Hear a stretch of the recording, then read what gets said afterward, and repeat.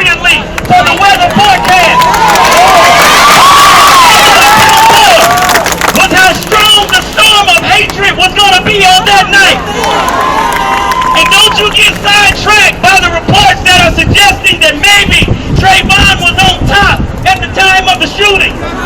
Because as I think about it in my own mind's eye, as I see Trayvon walking down the sidewalk, eating on his Skittles, sipping on his tea, whispering sweet nothings in his girlfriend's ear. When he turned to the side, realized that he was being chased, realized that he was being followed, when he was pushed, when he turned around, I saw it in the spirit. He came to a moment of truth, and he said, I am not going to run anymore.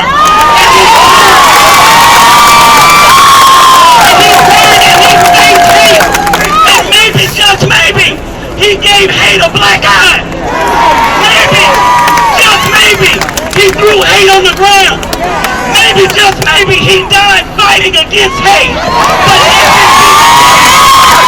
But if God died fighting against hate, then how can we run when he turned around?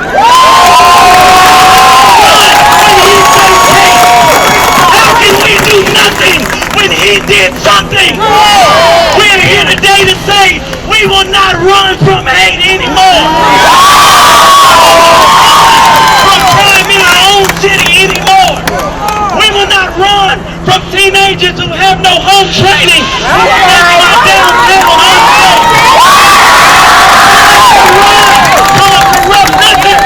Listen, when the police chief stepped down, he did not do us a favor.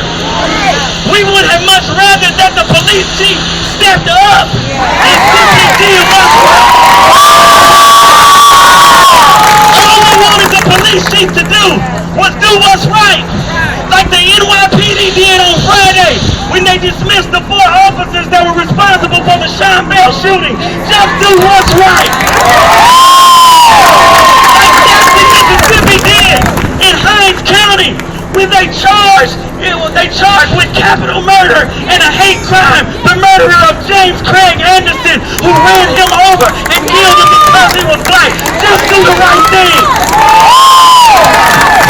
We don't want George Zimmerman to end up being the next Joe Horn, who's sitting in his living room right now when the 911 operators told him not to go outside and engage 2 black men.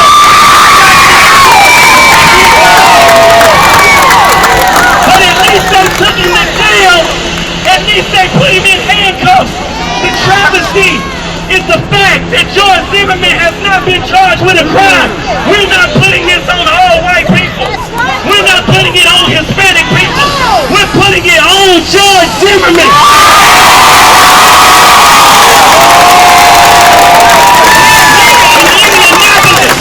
Just to make a ripple in the air that would travel all the way to Sanford to say to the Trayvon Martin family, we stand with you in Indianapolis.